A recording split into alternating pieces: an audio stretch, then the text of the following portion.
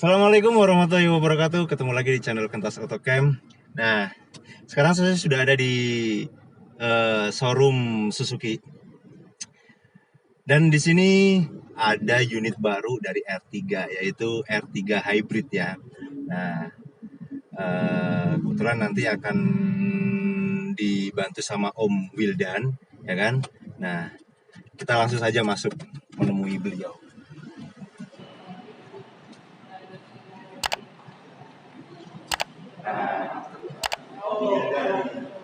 Udah lama nunggu nih. Nah, infonya ini ada unit R3 baru dari hybrid ya Om ya. Maksudnya menggunakan sistem hybrid ya. Nah, ini ya Om unitnya. Nah,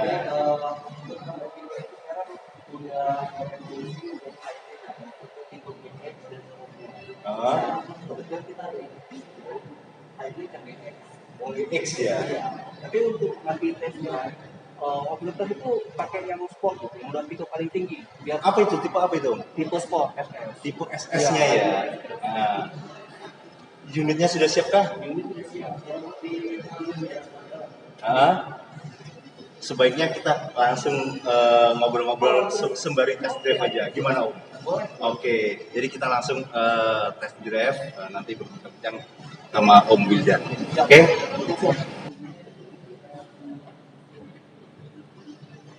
Nah, ini kecanggihan apa nih Om yang disuguhkan Om? Kalau kecanggihan yang disebutkan, ya pasti yang hybrid itu kita pakai teknologi ESG ya. Ya, Untuk gantiin start generator. iya. Jadi kita pakai dua sistem perpaduan antara listrik dan bensin. Nah, untuk lebih jelasnya kita langsung aja tes drive ya, enak ngomong-ngomongnya. Nah, kita ngobrol di dalam aja ya. Jadi kita ngobrol di dalam aja lebih enak. Oke? Nah, ini saya bawa atau gimana nih? Nah, saya dapat kuncinya beserta STNK-nya. Kita tes drive dulu, oke?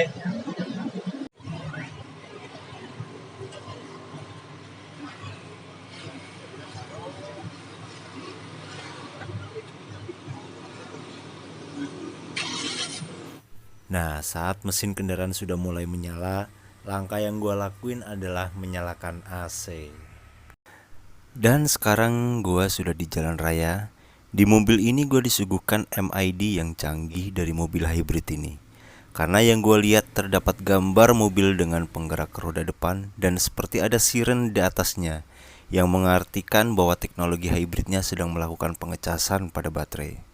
Dan di bawahnya terdapat indikator baterainya juga.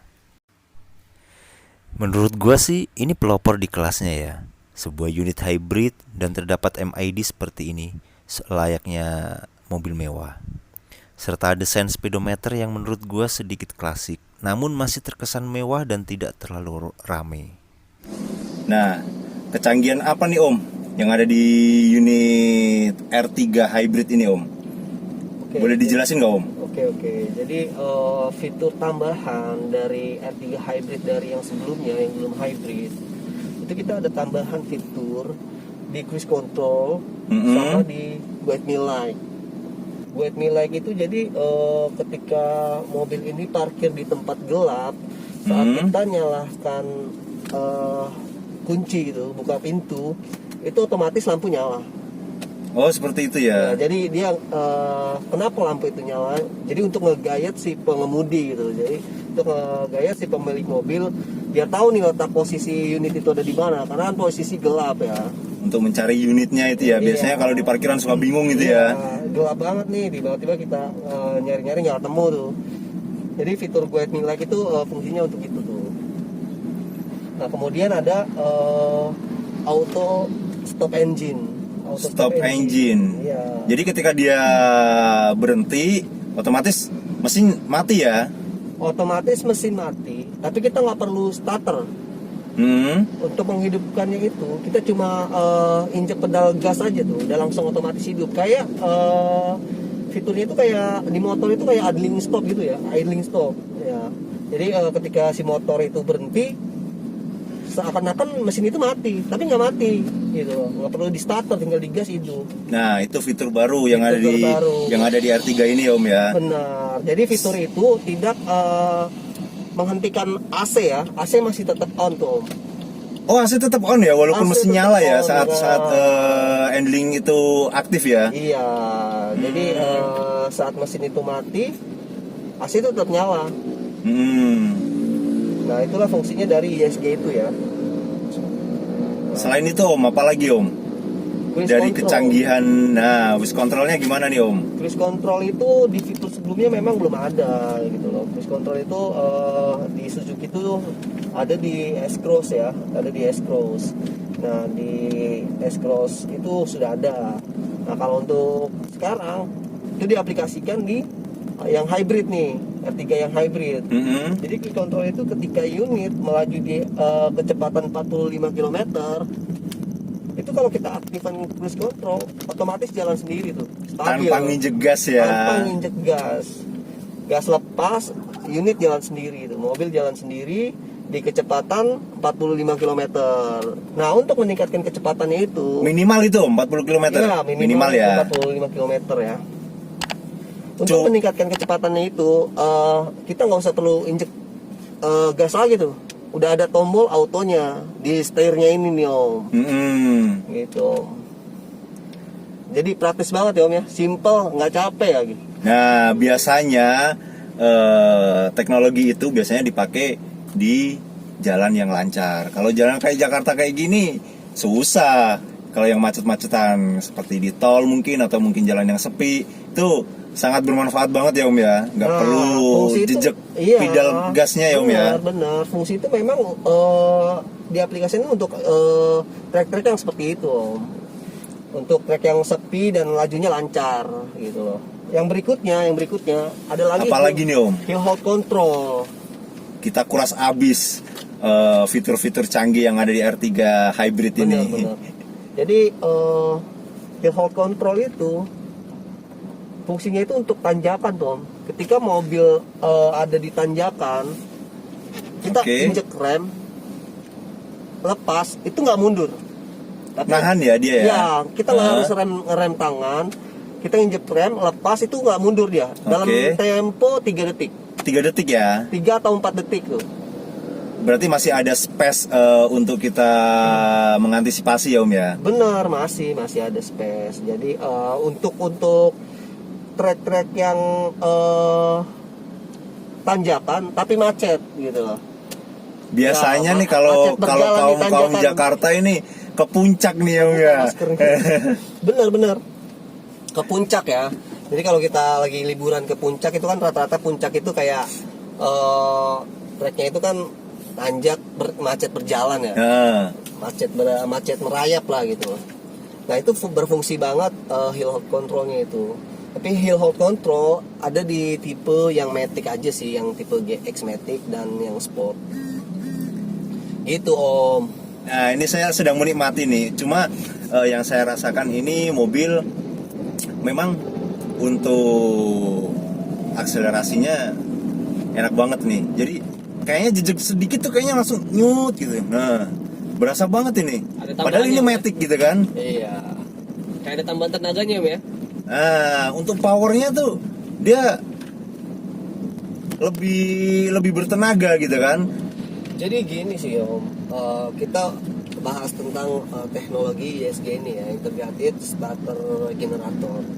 Jadi kayak kita nih posisi lambat, laju lambat, fungsi ISG-nya itu sebagai generator, gitu loh, sebagai generator si baterai untuk ngecas. Penyuplai ya Om ya. Iya. Fungsinya untuk ngecas. Tapi ketika posisi kecepatannya lebih bertambah, agak cepat, mobil ini melaju lebih cepat, ISG itu berfungsi untuk menambah energi itu sebagai motor. Jadi penggeraknya dibantu juga sama si ISG itu sebagai motor ya. Itu untuk sistem kerja dari unit ini ya Om ya? Iya, untuk hybridnya ini, untuk smart hybrid itu ada tambahan fitur ISG-nya. Nah, ini kita coba untuk berhenti ya. Apakah handlingnya nyala? Nah RPM-nya turun ya Om ya?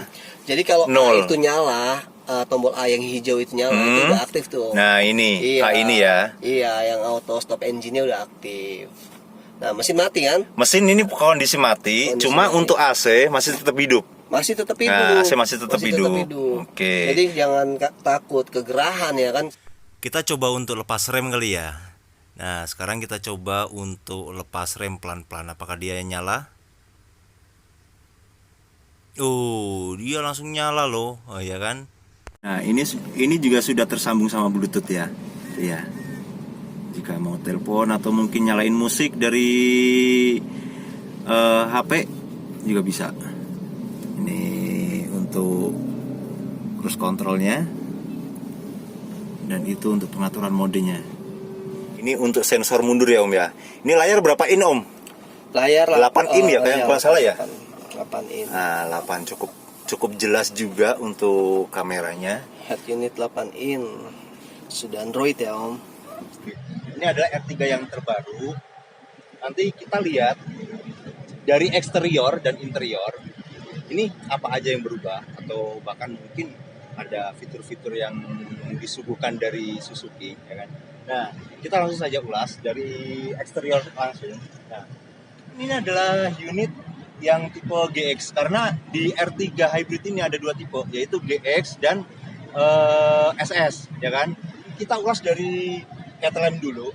Untuk headlamp yang GX ini, dia yang sini lampu utamanya ini belum proyektor, jadi masih berbeda ya. Cuma kalau tuh untuk tipe SS, dia dua-duanya udah proyektor. Nah, untuk fog lamp sendiri ini masih biasa, ya kan, bukan yang LED. Untuk grill sendiri ini berbeda sama R3 yang biasa, yang GL, ya kan, dan juga berbeda sama R3 yang XL7. Ini sudah berbeda.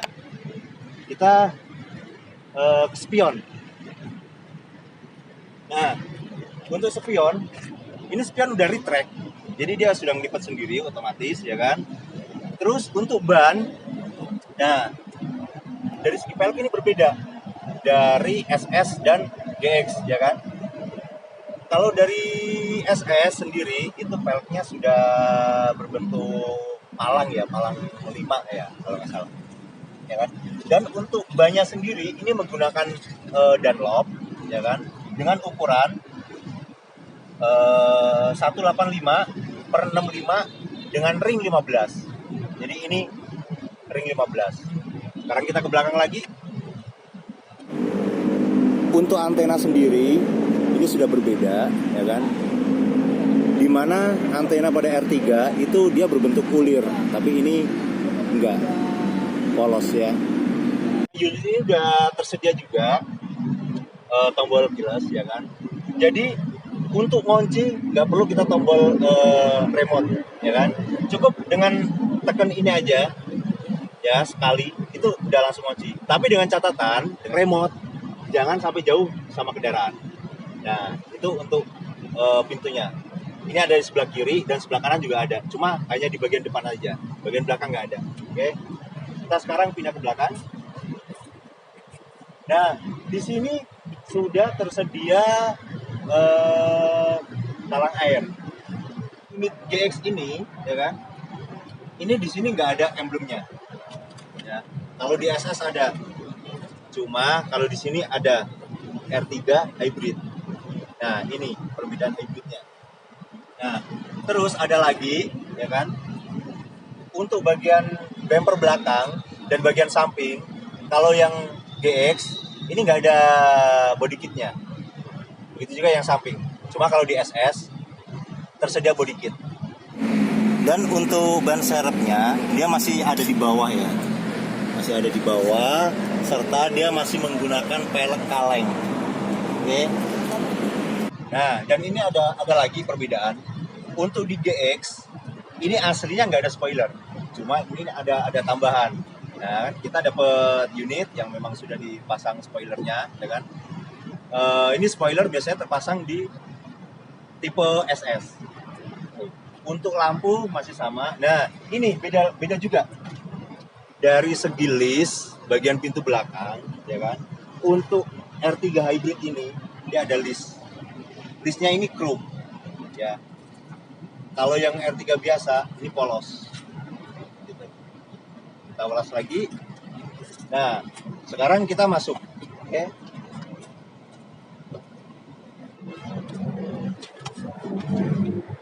Nah sekarang saya ada di dalam dan ini setirnya cukup mungil kalau menurut saya. Nah untuk dari dashboard sendiri ini bahannya cukup keras juga ya kan. Terus untuk kisi-kisi AC ini dibikin sedemikian rupa jadi terkesan seperti mobil lux ya. Ini dibentuk garis-garis ya. Terus untuk ini head unitnya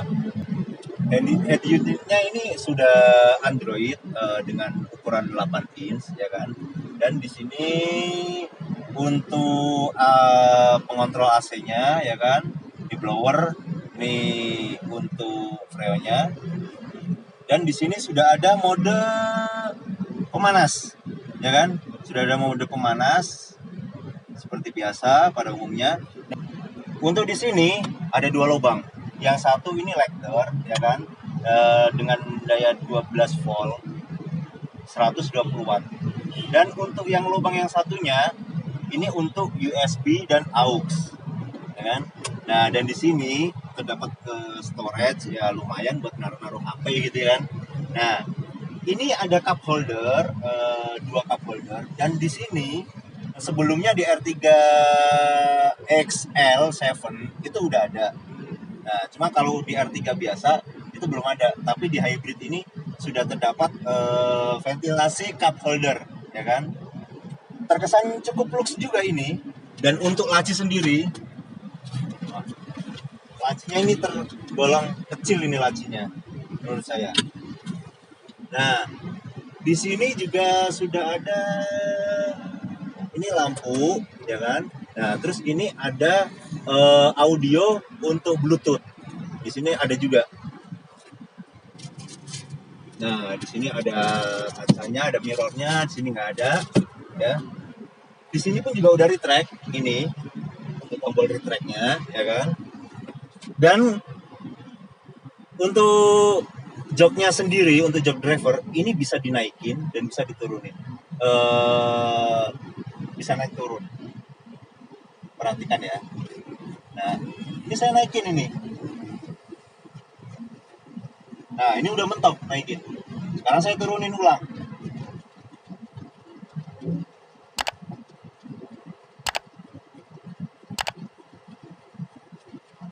Panjang juga ya.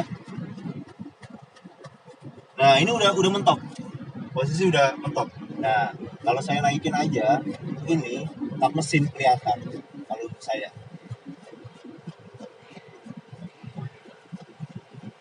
Nah, ini saya naikin mentok. Tak mesin saya melihat ini posisinya. Jadi kesannya seperti bukan seperti mobil Jeep ya. Terlihat tinggi gitu saya. Untuk space sendiri pun sangat lega, ya kan?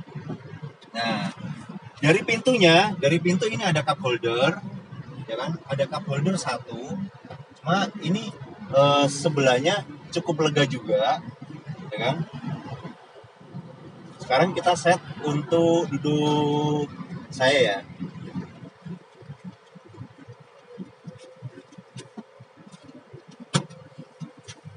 Nah, ini sudah posisi saya duduk dalam kenyamanan berkendara, ya kan? Sekarang kita coba lihat ke belakang, oke?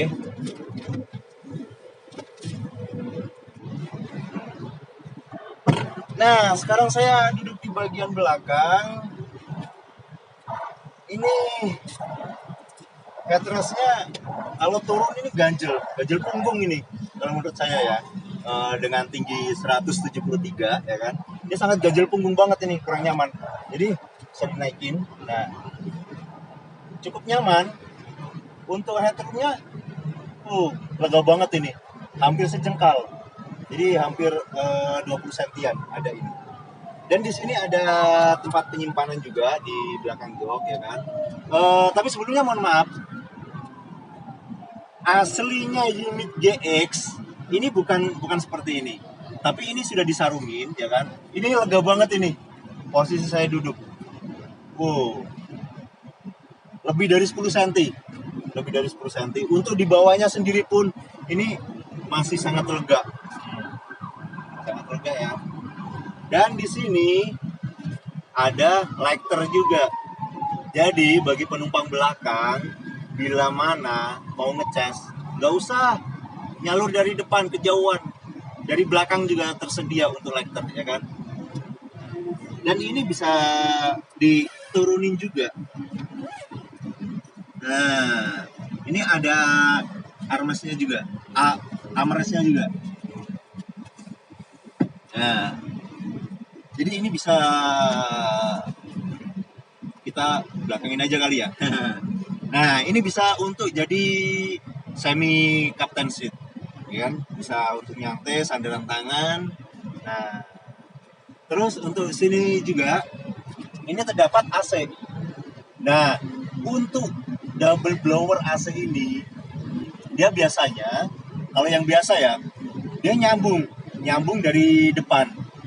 Jadi ketika depan dinyalakan, ini pasti belakang akan ikut nyala dan juga bisa dimatiin. Tapi kalau untuk unit ini, ketika AC depan dimatikan, ini bisa nyala, ya kan? Ada pengaturannya tanpa harus nunggu depan dinyalain dulu. Nah, oke, kita balikin dulu untuk armrestnya.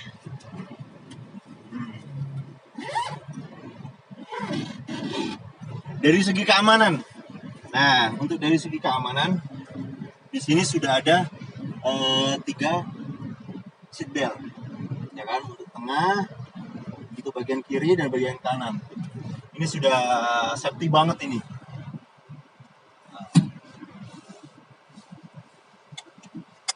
Oh, udah safety banget ini, jadi aman banget.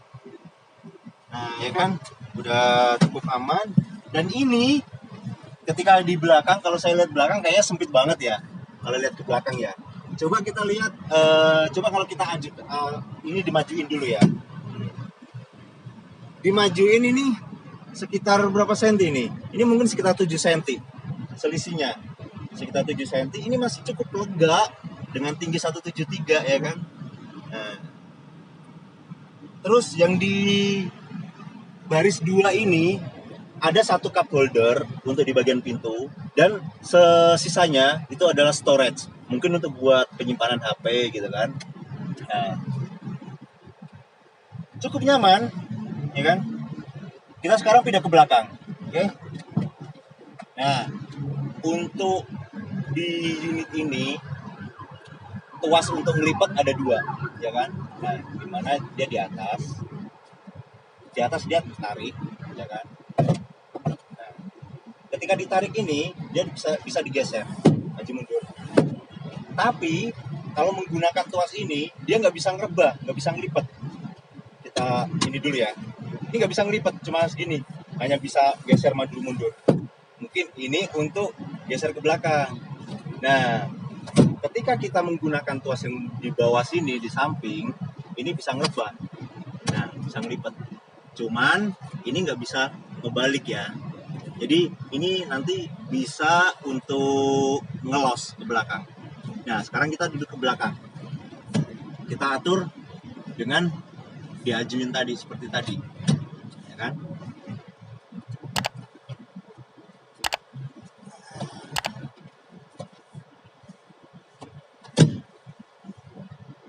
Tegak banget kursinya. Nah, ini bisa disandarin juga. Jadi ini nggak tegak banget, bisa disandarin. Untuk tuasnya ada di atas, kan? Nah, cukup nyaman ya.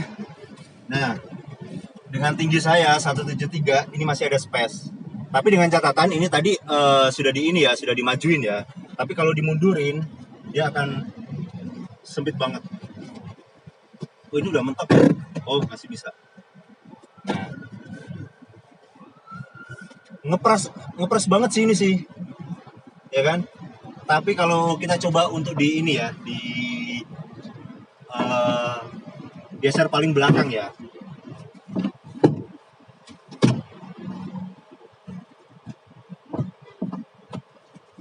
Aduh, ngepres.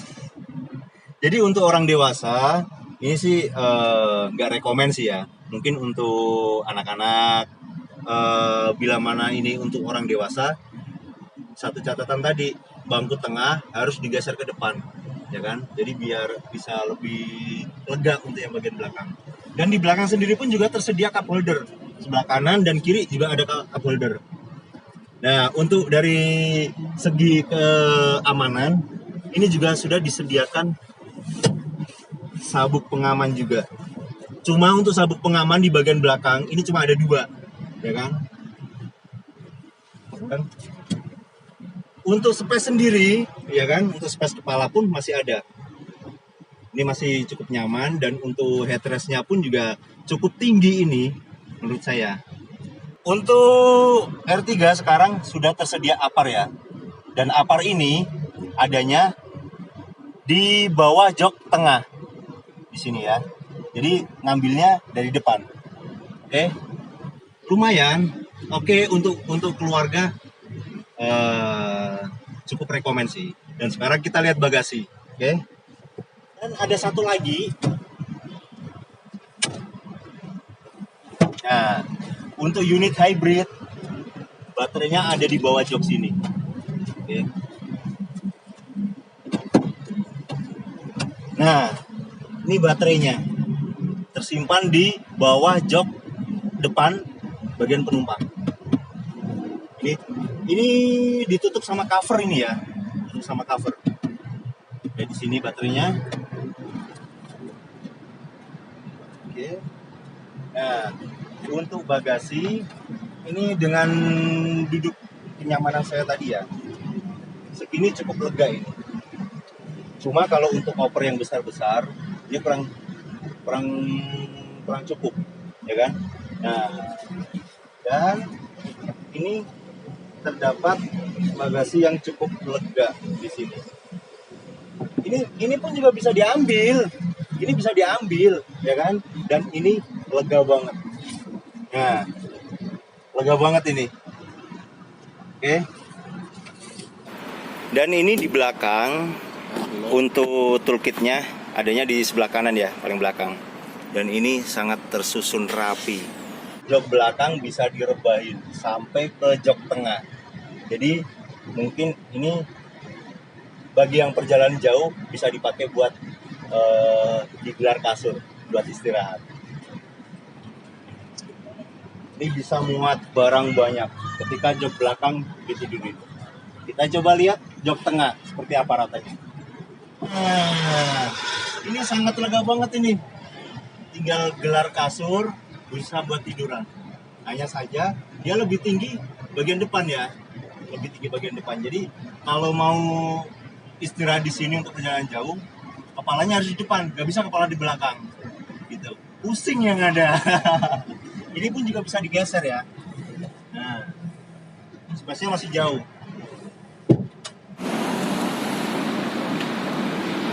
Nah, kita lihat untuk mesin. Untuk mesinnya ini 4 silinder, masih sama seperti yang sebelumnya ya kan. Cuma bedanya ini ada hybrid, maksudnya menggunakan listrik yang baterainya ada di dalam. Untuk akinya sendiri ini terbilang kecil sih untuk akinya, ya kan.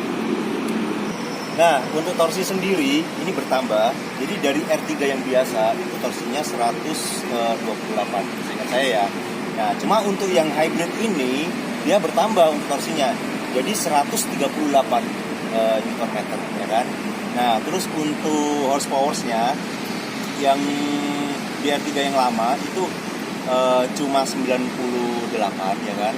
Tapi di R3 yang hybrid ini dia sudah bertambah menjadi 104,7 horsepower, ya kan.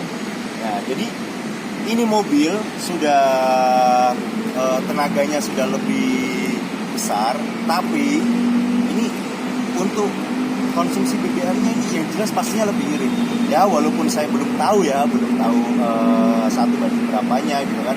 Cuma yang jelas ini pasti lebih irit karena penggeraknya dibantu sama sistem hybrid, ya kan. Jadi apalagi untuk teman-teman, ya buat saya sih cukup rekomend ya untuk unit ini ya.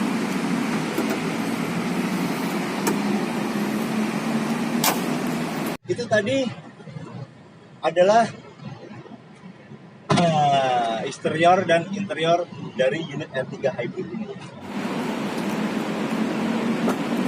Itu tadi informasi yang bisa saya berikan dari unit R3 ini, ya kan. Mungkin teman-teman bisa calling link yang ada di deskripsi yang ada di bawah, atau bahkan mungkin kontak, ya kan. Nanti bisa terhubung ke sales marketing dari Suzuki Dewi Sartika, nanti akan terhubung dengan pembelian, ya kan. Teman-teman bisa dibantu sama beliau, mungkin yang ingin test drive atau bahkan yang ingin melakukan pembelian unit bisa langsung hubungi beliau, ya kan. Sampai situ aja informasi dari saya. Jangan lupa klik like, share, dan subscribe ya. Serta komen juga. Bila mana ada kekurangan saya minta maaf, ya kan. Assalamualaikum warahmatullahi wabarakatuh.